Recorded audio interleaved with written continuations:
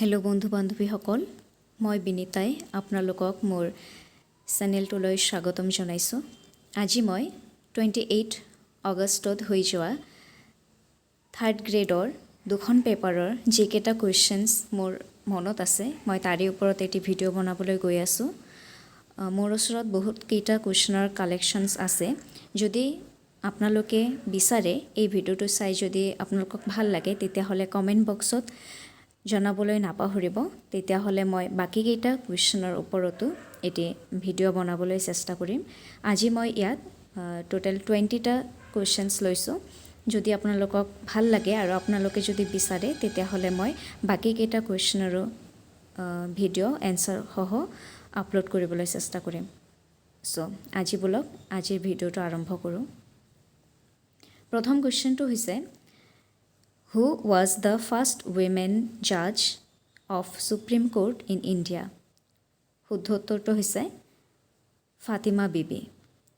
তেখেত অক্টোবৰৰ 1989 চনত সুপ্ৰিম কোৰ্টৰ ফাৰ্ষ্ট মহিলা জাজ হৈছিলে।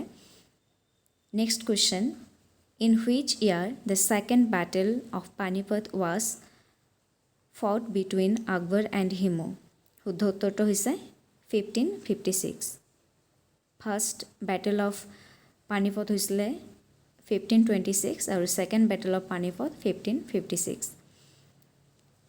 The third question is, the word তীৰ্থংকৰা is associated with Jainism.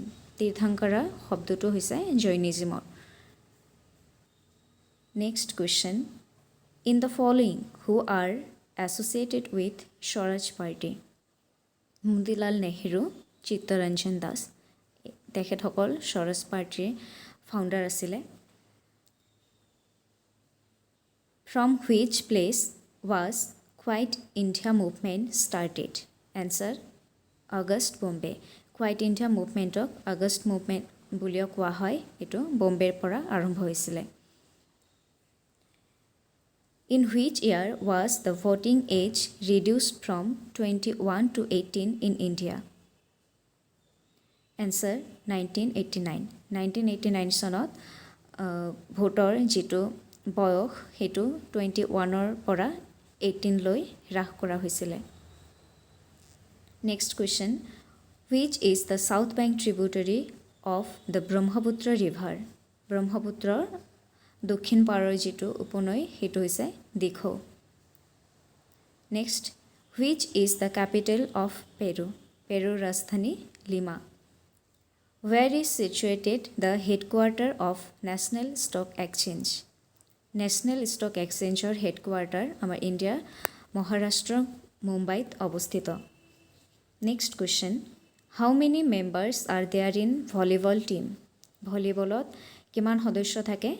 6জন, 6 players. Where is the headquarter of Air Asia? Air Asiaৰ headquarter is situated in Kuala Lumpur, Malaysia. Which of the following is a state tree of Assam? অসমৰ জাতীয় গছ হলং।